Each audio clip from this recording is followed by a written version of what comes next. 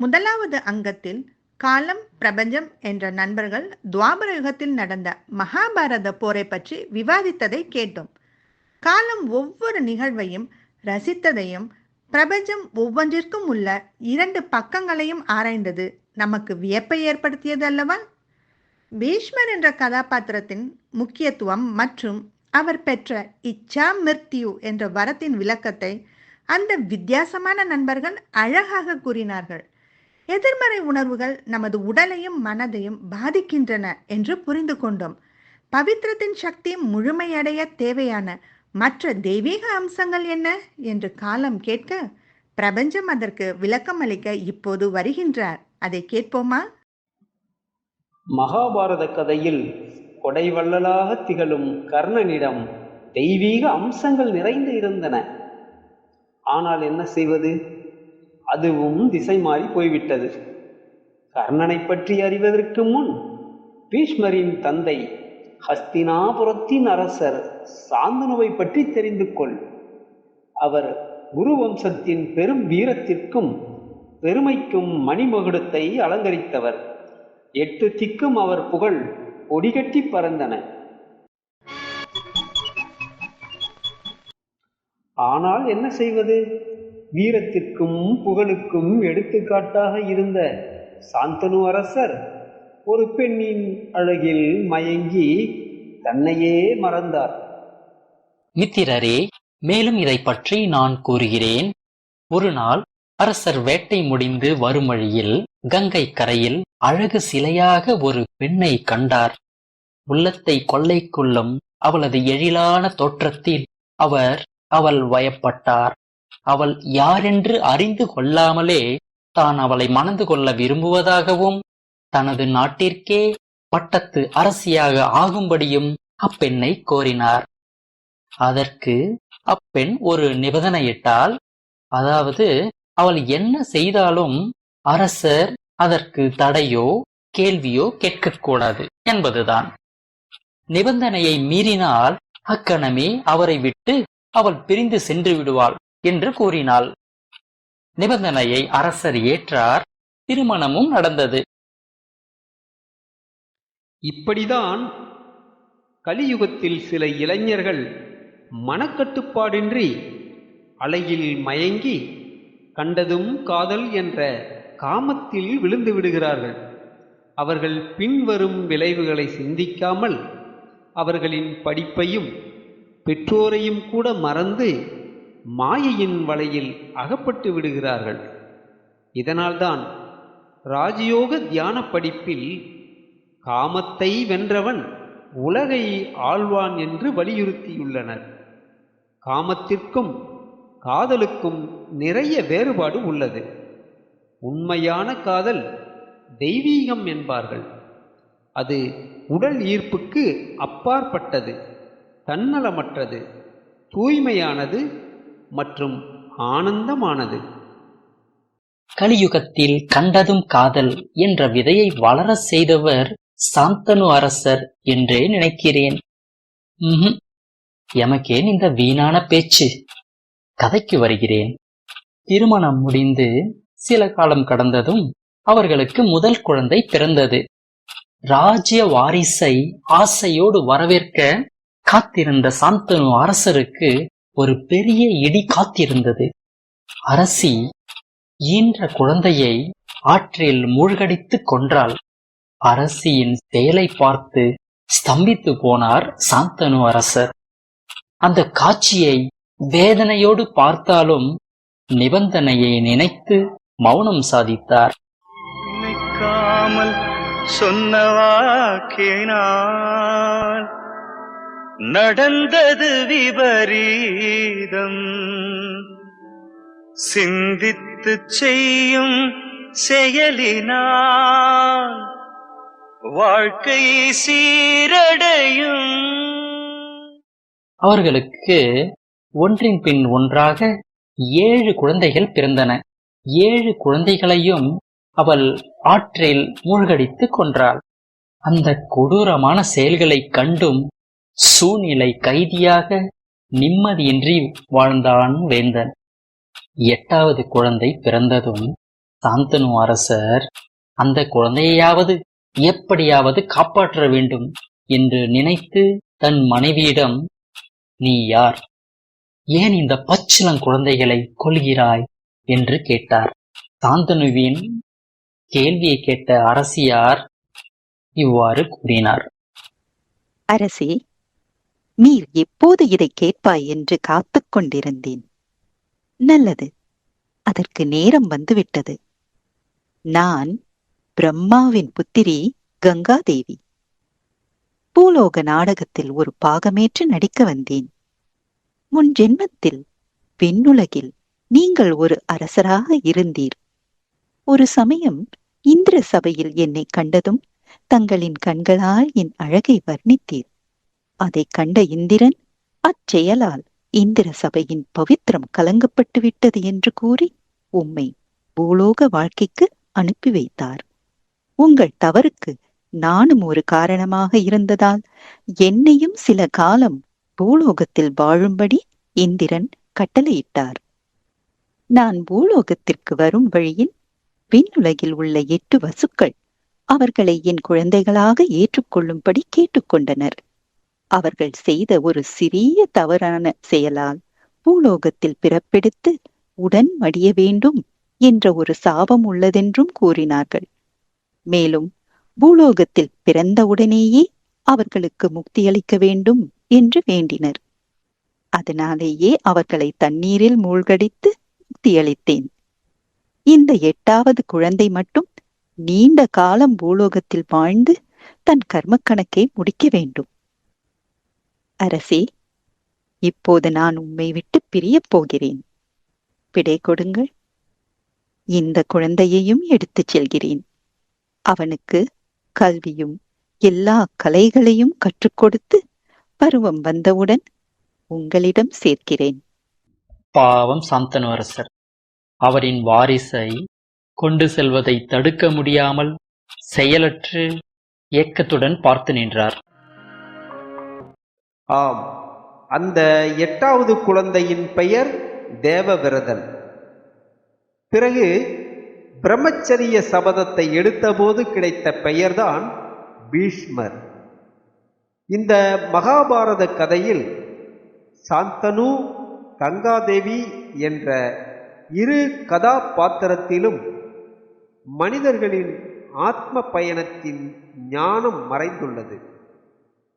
நான் முதலில் கூறினேன் அல்லவா, சான் என்றால் சுகம், தனு என்றால் உடல். மனிதன் பஞ்சபூதங்களால் ஆன உடல் உணர்வில் சாந்தனு என்றே வாழ்ந்து கொண்டிருக்கின்றான். இக்கலியுக இருளில் தன் கர்மத்தில் சிக்கி தேக அபிமானியாக பல ஜென்மம் எடுத்து பிறப்பு இறப்பு என்ற சூழலில் பயணித்துக் கொண்டிருக்கின்றான். இந்த இறப்பு பிறப்பை தான் கங்காதேவியின் குழந்தைகள் எடுத்து காட்டுகிறது. மேலும் இக்கதையில் கங்காதேவி என்பவள் மனித ஆத்மாவில் குடிகொண்டிருக்கும் ஞான வடிவமாகும். மனிதனாகப்பட்டவன் உயரிய தேவ நிலையிலிருந்து மாயையின் தாக்கத்தால் தூய்மையை இழந்து தன்னை பற்றி அறியாமல் வாழ்ந்து கொண்டிருக்கிறான். அப்பயணத்தில் எப்போது தான் யார் என்பதையும் அவனின் இறப்பை பற்றி கேள்வி எழும்போது ஞான கங்கையின் அருளால் தன்னை பற்றி ஒரு விழிப்புணர்வு ஏற்படுகிறது. மேலும் வாழ்க்கை என்பது முன் ஜென்மத்தின் கர்ம வினையின் தொடர்கதை. அதில் நடித்து கர்ம கணக்குகளை முடித்துவிட்டு திரும்பி செல்ல வேண்டும் என்பதை காட்டுகிறது. மகாபாரத கதையில் கங்காதேவி மிக முக்கியமான ஒன்றை சொல்லாமல் சென்றதால் சாந்தனுவிற்கு தன்னை பற்றிய முழுமையான ஞானம் தெரியாமல் போயிற்று. அப்படி என்ன முக்கியமான விஷயம்? கங்காதேவி சாந்தனுவின் முன் ஜென்மத்தின் கதையை கூறியபோது ஆத்ம ஞானத்தையும் போதித்திருந்திருந்தால் சாந்தனுவின் 3வது கண் திறந்திருக்கும். அவரின் வாழ்வில் விடியல் ஏற்பட்டிருக்கும். மறுபடியும் சத்தியவதி என்ற மீனவ பெண்ணின் மோக வலையில் சிக்கியிருக்க மாட்டார். இந்த ஞானத்தின் மூலம் சம்பூர்ண நிலையை அடைவது பற்றி கூறுங்கள். நான் மறந்துவிடவில்லை, அதை பற்றி சிறிது கூறுகிறேன். சம்பூர்ண நிலை என்றால் எல்லா தெய்வீக குணங்களும் நிறைந்து முழுமையடைவது, பூஜிக்கத்தக்க ஸ்வரூபம் என்றே கூறலாம். அதனை அடைவதற்கு மனிதனாகப்பட்டவன் இறை அன்புள்ளவனாகவும் மற்றும் சுயத்தை அறிவதற்கு ஆன்மீக ஞான பாதையை நாடுபவனாகவும் இருத்தல் வேண்டும். தான் அழியக்கூடிய தன் உடல் என்ற கூட்டினுள் குடிகொண்டிருக்கும் ஒரு உயிர் சக்தி ஜீவ ஒளி என்று உணர்ந்து இறை அன்பில் தவ வாழ்க்கையில் வாழ்ந்திருத்தல் வேண்டும். இதில் சுபபாவனையும் அடங்கியுள்ளது. அதாவது மனித ஆன்மாவில் குடிகொண்டிருக்கும் 7 ஆதி தெய்வீக குணங்களான அன்பு, அமைதி, ஞானம், தூய்மை, சந்தோஷம், சக்தி மற்றும் பேரானந்தம் போன்ற நற்குணங்களை வாழ்க்கையில் கடைபிடிப்பது. இந்த 7 ஆதி குணங்களிலிருந்துதான் மற்ற தெய்வீக குணங்கள் விரிவடைகிறது. பாண்டவர்களின் விசேஷ குணமான சக்திகளும் இதில் அடங்கும். இதில் சம்பூர்ண நிலையை அடைவதற்கு மிக முக்கியமானதொன்று ஞானதானம். அப்படியா? ஞான தானத்தை பற்றி கூறுங்கள். ஞானதானம் என்பது செல்வதானத்தை விட பல மடங்கு மகிமை வாய்ந்தது. அதை பற்றி பிறகு கூறுகிறேன். பொதுவாக தானத்தில் சிறந்தது அன்னதானம் என்பார்கள். ஆனால் இக்கதையில் சூரிய புத்திரரான கர்ணன் என்ற கதாபாத்திரம் செல்வத்தை வாரி வாரி வழங்கி பெரும் தான பிரபுவாக பெயர் பெற்றாலும் தன்னை பற்றி அறியாத காரணத்தால் சுயமரியாதை இல்லாமல் மனசோர்வுடன் வாழ்ந்தான். இப்போது ஞான தானத்தின் மகிமையை கூறுகிறேன் கேள். பொதுவாகவே ஞானம் என்றாலே அனுபவம் அல்லது கல்வி மூலம் பெறப்பட்ட உண்மைகள், தகவல் மற்றும் திறன்களாகும். அதை மற்றவர்களுடன் பகிர்ந்து கொள்ளும் போது அது ஒருவித தானமாகும். அதில் தன்னம்பிக்கையும் தைரியமும் வளரும். மனம், சொல், செயல் மற்றும் பொருள் மூலமாக தானம் செய்யும் பொழுது ஆத்ம திருப்தி கிடைக்கிறது. தன்னலமற்ற தான செயல் சிரேஷ்ட கர்மமாகும். ஆன்மீகத்தில் இறை அன்பில் மூழ்கி எல்லா தான செயல்களும் முழுமை அடைந்தவரை மகாதானி என்பார்கள். அவர்கள் புகழுக்கு உரியவர்கள். இதை பற்றி ராஜயோக தியான படிப்பில் பரமாத்மா கூறியதை கேள். நீங்கள் தொடர்ந்தும் அனுபவம் நிறைந்த மகாதானியாக இருப்பதன் பொருட்டு உங்களின் மனோசக்தியின் மூலம் சொற்களாலும் அதிர்வுகளாலும் மற்றவர்களையும் அனுபவம் பெற செய்யுங்கள்.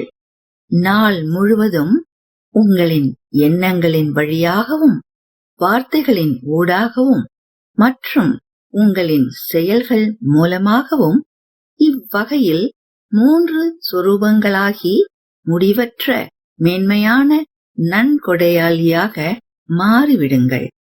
தற்சமயத்திற்கு ஏற்ப சாதாரணமாக சில வேளைகளில் மட்டுமே தானம் கொடுப்பவராக இருந்துவிடக் கூடாது. இல்லை, ஏனெனில் ஆத்மாக்களுக்கு இத்தேவைகள் இருப்பதால் நீங்கள் அவர்களுக்கு அளப்பரிய தானம் கொடுப்பவராக இருந்திடல் வேண்டும். இப்படிப்பட்ட வள்ளலாக நீங்கள் மாறிட முதலில் நான் எவ்வளவு சேமித்துள்ளேன் என்பதை கவனிக்க வேண்டும். ஞான விளக்கம் நன்றாக இருந்தது. இக்கதையில் பெரும் தான பிரபுவாக விளங்கியவர் கர்ணன். அவன் உலகத்திற்கே பிரகாசத்தை கொடுத்து கொண்டிருக்கும் சூரியனின் புத்திரன். ஆனால் என்ன செய்வது? கர்ணனின் வாழ்க்கையில் நடந்த நிகழ்வுகள் அவனை அதர்மத்தின் பக்கம் நிற்கச் செய்துவிட்டது. இதற்கு மூல காரணதாரி பாண்டவர்களின் தாயார் குந்தி தேவி. இளம் பருவத்தில் அவள் பொறுமையின்றி விளையாட்டாக துர்வாச முனிவர் அருளிய மந்திரத்தை சோதித்து பார்த்ததால் வந்த வினையென்றே சொல்லலாம். துர்வாச முனிவர் முற்காலமும் அறியும் திறன் படைத்தவர். குந்தி தேவிக்கு திருமணம் நடந்தால் அவள் கணவனுக்கு குழந்தை பாக்கியம் இருக்காது என்று அறிந்து குந்தி தேவிக்கு ஒரு மந்திரத்தை போதித்தார். அந்த மந்திரத்தை வருங்காலத்தில் தேவைப்படும் போது மட்டும் பயன்படுத்திக் கொள் என்று கூறினார். அது என்னவென்றால், குந்தி எந்த தேவனை மனதில் நினைத்து அந்த மந்திரத்தை உச்சரித்தாலும் அந்த தேவன் அவள் முன் தோன்றி அவளுக்கு ஒரு குழந்தையை கொடுப்பார். குந்தி தனியாக இருக்கும்போது இது எப்படி சாத்தியமாகும் என்று எண்ணி சூரியனை பார்த்து மந்திரத்தை சோதித்தாள். அக்கணமே சூரிய தேவன் அவள் முன் தோன்றி அவள் கைகளில் ஒரு குழந்தையை கொடுத்தார். அக்குழந்தை திவ்யத்துவம் நிறைந்து காட்சியளித்தது. காதில் குண்டலமும் மார்பில் திவ்ய கவசமும் சூரிய ஒளியின் பிரகாச அழகும் நிரம்பிய அந்த ஆண் குழந்தையை பார்த்ததும் குந்தி தேவி அதிர்ச்சி அடைந்தாள். இளவரசியாக இருந்தும் திருமணத்திற்கு முன்பே தான் ஒரு குழந்தையை ஈன்றாள் என்ற விமர்சனத்திற்கும் பழி சொல்லிற்கும் ஆளாவதை தவிர்க்க அப்பச்சலங்குழந்தையை ஒரு கூடையில் வைத்து கங்கை நதியில் நீரோடு கைவிட்டாள். மனிதர்களின் மனமானது எதையும் எளிதில் ஏற்றுக்கொள்வது இல்லை. எதை செய்யக்கூடாது என்று சொல்கிறோமோ அதையே செய்ய வேண்டும் என்று மனம் தூண்டும். இதனாலே குந்தி தேவி மந்திரத்தை சோதித்து பார்க்க வேண்டும் என்று ஆவல் உருவானது. மனிதர்கள் அவர்களின் மனதை பயிற்றுவிக்கும் கலையை கற்றுக்கொள்வது நன்று. மனதில் வரும் எண்ணங்களை எப்படி ஒழுங்குபடுத்துவது என்று அறிந்திருந்தால் மனிதர்களின் பல பிரச்சனைகளுக்கு தீர்வு காணலாம். இக்கதையில் குந்தி தேவி நடந்த சம்பவத்தை அன்றே தன் தாயாரிடமோ அல்லது தந்தையாரிடமோ கூறியிருந்தால் கர்ணன் என்ற கதாபாத்திரத்தின் மகிமை இந்த பூவுலகம் அறிந்திருக்கும். அச்செயலை அவள் மறைத்ததால் ஒரு திவ்யத்துவம் நிறைந்த மாவீரனின் வரலாறு திசை மாறி போய்விட்டது. குந்தியின் பிள்ளைகளில் மூத்தவன் கர்ணன். பாண்டவர்களை வழிநடத்தி செல்ல வேண்டியவன். ஆனால் குந்தி தேவியின் செயலால் போர்க்களத்தில் அவர்களுக்கு எதிரியாகவே நிற்கின்ற சூழ்நிலை உருவானது. இது கர்ம வினை என்றே கூறலாம்.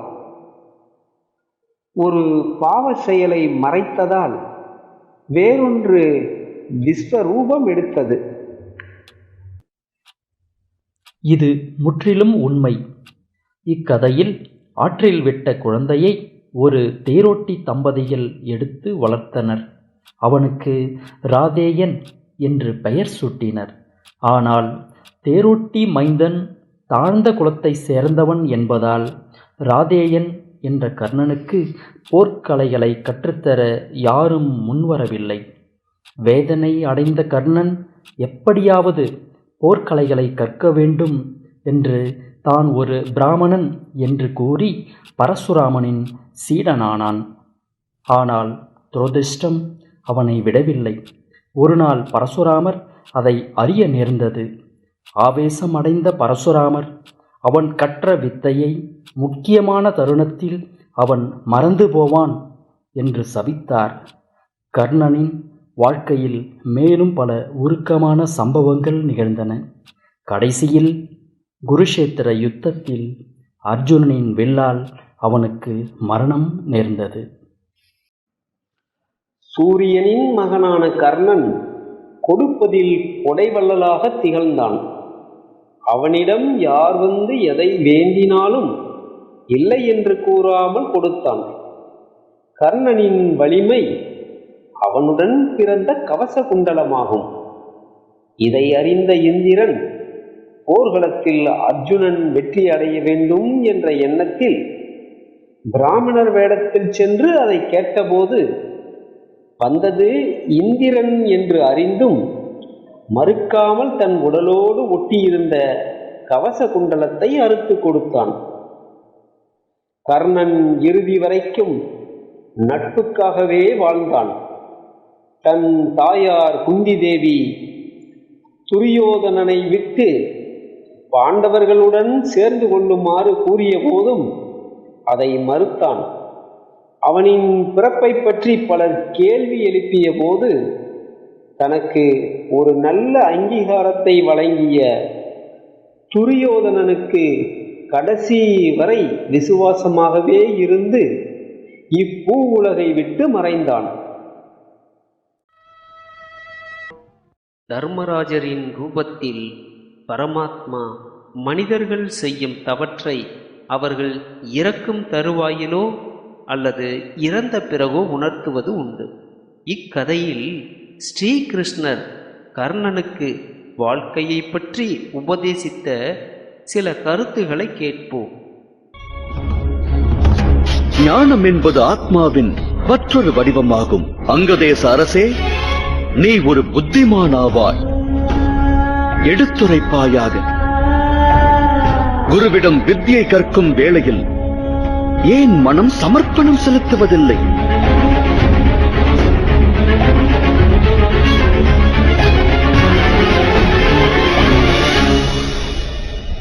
ஞானத்தை மனிதன் இறைவனாய் கருதாமல் ஒன்றை அடையும் லட்சியம் கொண்டு ஞானத்தை பெறுவதற்கு எண்ணம் கொண்டால் அவன் கற்கின்ற அஞ்ஞானமானது அஞ்ஞானமாகவே பிராப்தம் தரும். ஞானம் அம்மனிதனின் ஹிருதயத்தோடு ஒன்றாமல் போகும். வஸ்திரங்களில் அழகிற்காக தீட்டப்படும் வண்ணமானது கதிரவன் பிரகாசம் முன்னால் மாயமாவது போல் காணாமல் போகும். எவன் ஒருவன் அற்புத ஞானத்தை மோகம் விடுத்து பிராப்தம் பெறுகிறானோ அது அவன் ஹிருதயத்தில் உரைகிறது. ஆனால் எவன் ஒருவன் வேறொன்றை அடையும் ஆசையில் ஞானத்தை பிராப்தம் பெறுகிறானோ அவன் சிறப்பை பெற வேண்டும் என்ற எண்ணத்தில் வாழ்வை கழிப்பானே தவிர உத்தம நிலையினை அவன் அடைவதில்லை. அன்று நீ பெற்ற ஞானத்திற்கு பின்னால் ஆசை ஒன்றும் இருந்தது. பகவான் பரசுராமரிடத்தில் சரணடைந்தும் மனம் சாந்தமடையவில்லை. எவ்வாறாவது அர்ஜுனனை வீழ்த்த வேண்டும் என்ற பழி உணர்வே வியாபித்திருந்தது. தம்மிடம் ஒன்றை மட்டும் விரும்புகிறேன். என்னுடைய திறனுக்கான அங்கீகாரம், என்னுள் உறைந்த வீரத்திற்கான கௌரவம் என்றும் கிட்டாதா? கர்ணா,